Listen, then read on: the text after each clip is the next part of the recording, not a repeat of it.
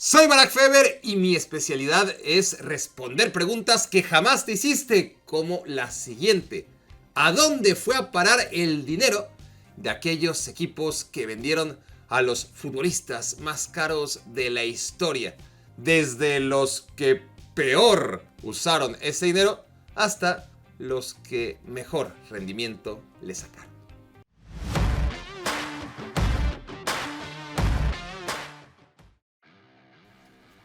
El Paris Saint-Germain hizo estallar al mercado en 2017. Pagó 222 millones de euros por Neymar. El récord mundial era de 105 millones.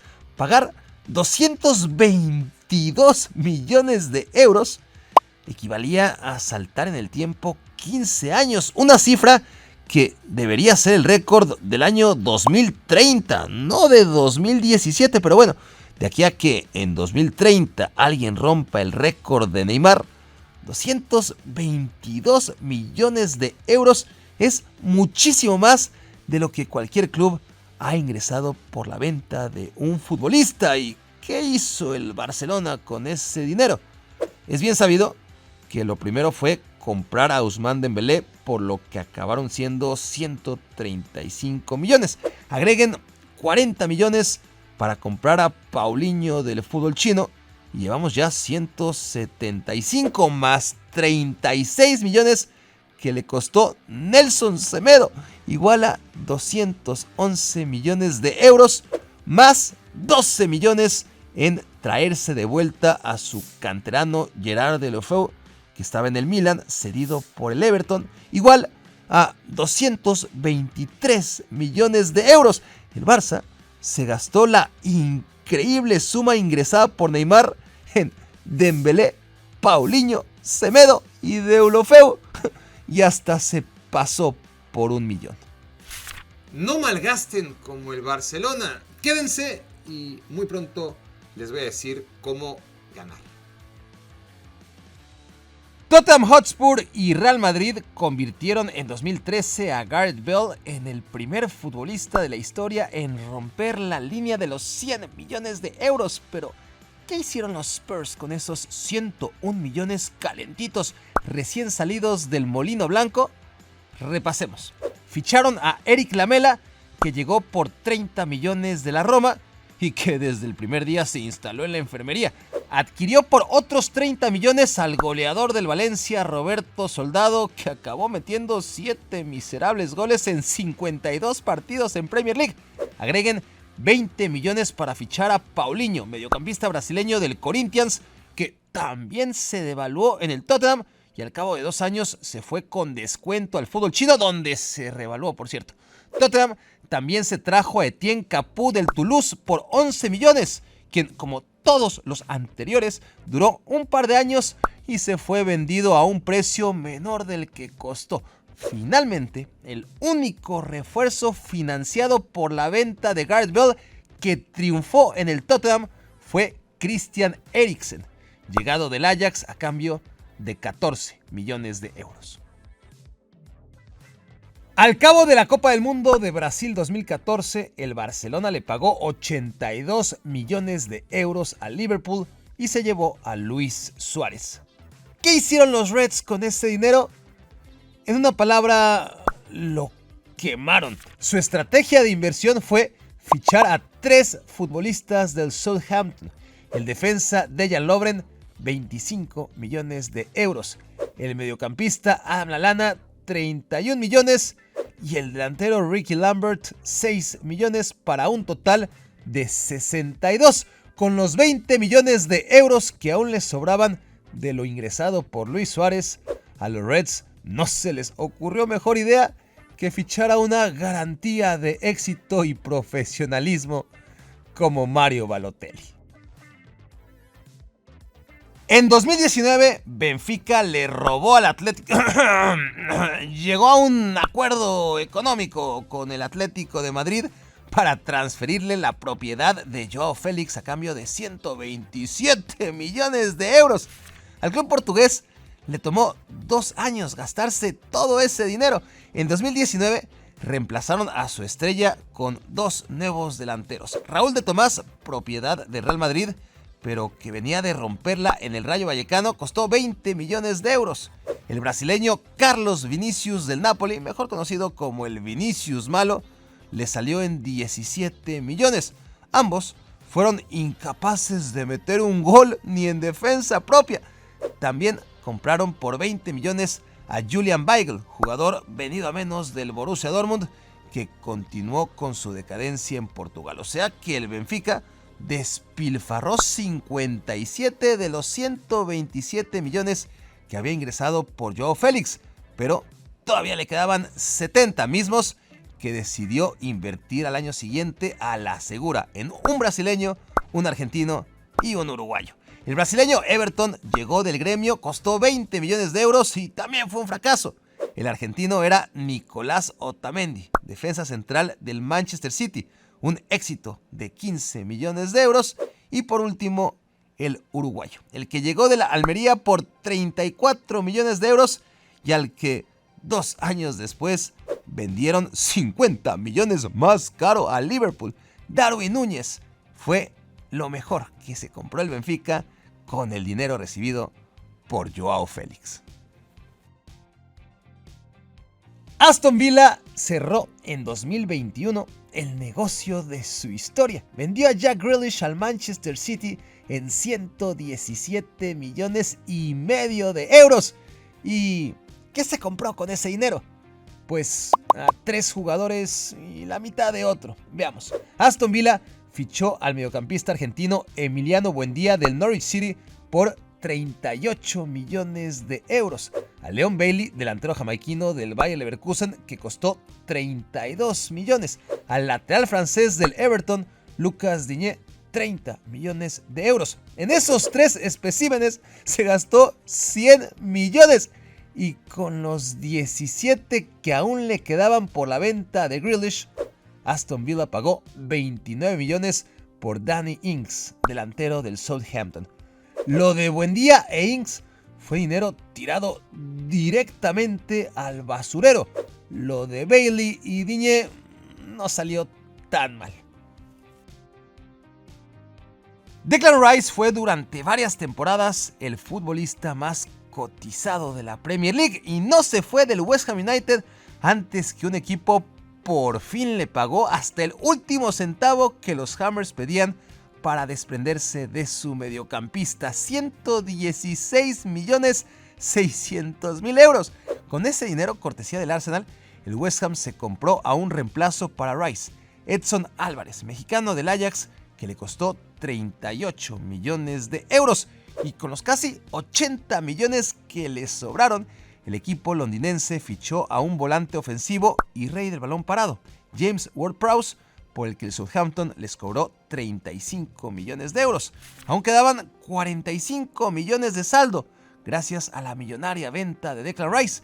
Y entonces el equipo dirigido por David Moyes volvió a la tienda del Ajax y se compró al atacante ganés Mohamed Kudus por 43 millones. Ninguno de los 3 refuerzos resultó un éxito absoluto, pero tampoco un fracaso inmediato. Solamente llevan un año, así que ya veremos lo que dice el tiempo sobre lo bien o mal que se gastaron los Hammers el dinero que les inyectó el Arsenal en 2023. El otro futbolista más deseado de Inglaterra fue durante años y años y años Harry Kane, que a pesar de los pesares nunca abandonó el barco del Tottenham Hotspur hasta 2023, cuando el Bayern Múnich pagó 95 millones de euros por su condición de ganador nato. El Tottenham se renovó de pies a cabeza con Guglielmo Vicario, Pedro Porro, James Maddison y ejecutó la opción de compra de Dejan Kulusevski, pero todo esto costó mucho más que 95 millones de euros. La venta de Harry Kane tan solo sirvió para financiar las llegadas del joven Brennan Johnson, por quien Tottenham desembolsó 55 millones de euros, y mi defensa favorito, Mickey Van de Ven, traído del Wolfsburg a cambio de los 40 millones de euros restantes.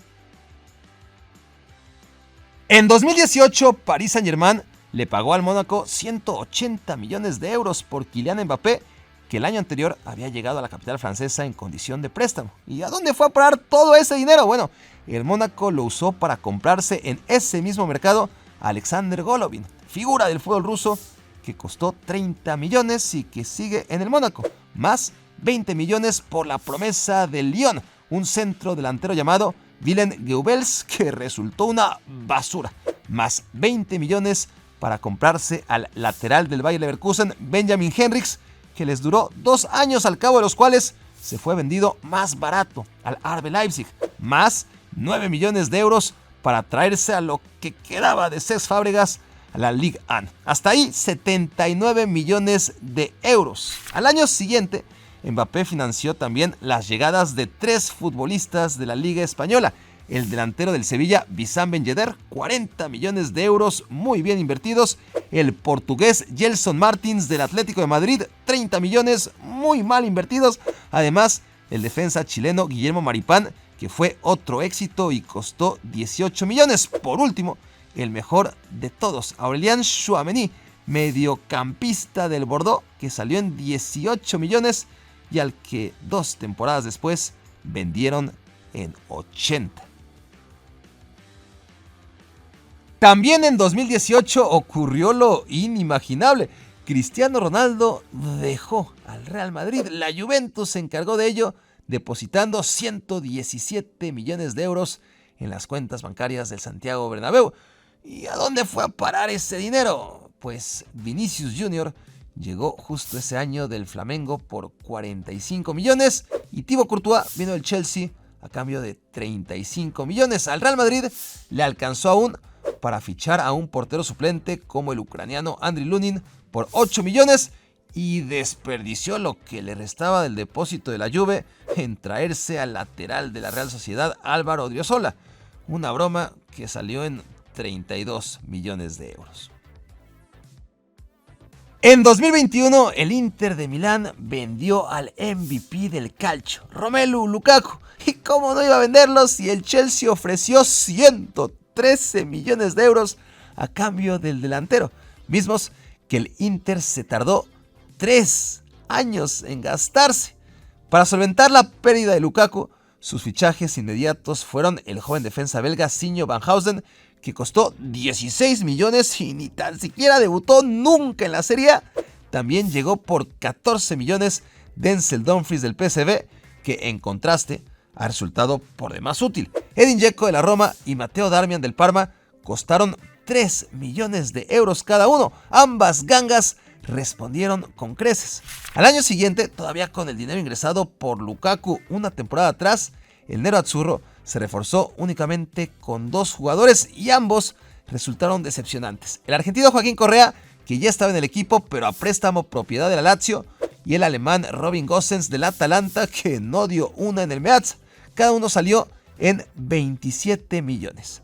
En 2021 y 2022, el Inter se reforzó con un total de 6 jugadores a un precio acumulado de 90 millones de euros. Agregan ahora al defensa central alemán Jan Bisek, al portero suizo Jan Sommer y al mediocampista canadiense Tajon Buchanan, que en 2023 costaron 7 millones de euros cada uno. El Inter se compró casi un equipo completo con lo ingresado por Lukaku, 9 futbolistas, y todavía le sobraron 2 millones de euros. Nunca el dinero de una venta ultramillonaria fue mejor destinado que en 2018, cuando Liverpool vendió a Philippe Coutinho en 135 millones de euros. Ocurrió en el mercado de invierno y los Reds invirtieron 85 millones del dinero pagado por el Barça en un defensa central del Southampton llamado Virgil van Dijk. Parecía una locura, pero ya ven, esa temporada en el mercado de verano, el Liverpool había fichado por 42 millones a Mohamed Salah de la Roma y por 9 millones al lateral Andy Robertson del Hull City. Van Dijk, Robertson y Salah fueron y siguen siendo 3 pilares indispensables en un Liverpool que no ganó nada con Coutinho y que en cambio desde su partida lo ganó todo. Cuando ladré aquello que nunca el dinero de una venta había sido mejor utilizado, me refería tan solo a los últimos años, porque si nos remontamos a 2009, la lana del Barça también hizo maravillas en el armado de otro equipo, el Inter de Milán, post Zlatan Ibrahimovic. Hace 15 años el Barça pagó por el sueco una cifra que por entonces era por demás escandalosa, 69 millones y medio de euros.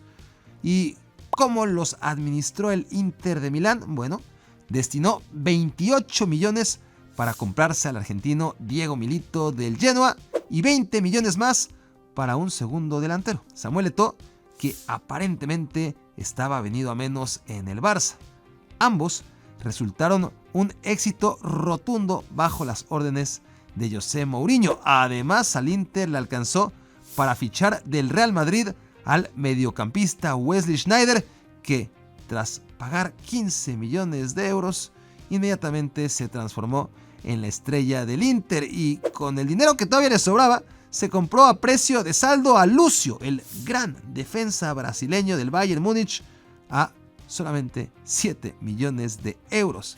El Inter perdió a Zlatan, pero se compró con ese dinero una columna vertebral con la que inmediatamente levantó el triplete: Scudetto, Copa Italia y Champions League.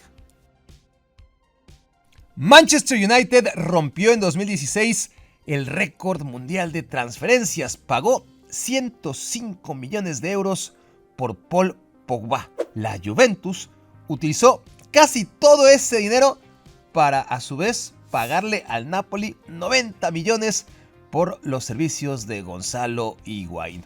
En 2019, el Atlético le cobró 120 millones de euros al Barça por Antoine Griezmann y acto seguido le pagó 127 millones al Benfica por Joao Félix. Zinedine Zidane se fue al Real Madrid por un récord equivalente a 77 millones de euros y con buena parte de ese billete, la Juve convirtió a Gianluigi Buffon del Parma en el portero más caro de la historia. 19 años pasaron para que un equipo se animara a pagar más de 57 millones por un arquero. Hay equipos que son especialistas a la hora de dejar ir jugadores que acaban triunfando por todo lo alto en otros equipos. Y nadie lo hace mejor que el Chelsea. Los invito a visitar este video en el que hablo de aquellos cracks que dejó ir increíblemente el equipo londinense. Visítelo, encontraré el link aquí abajo en la descripción del video y dejen sus comentarios porque los leeré allá, los leeré acá y nos vemos en la próxima.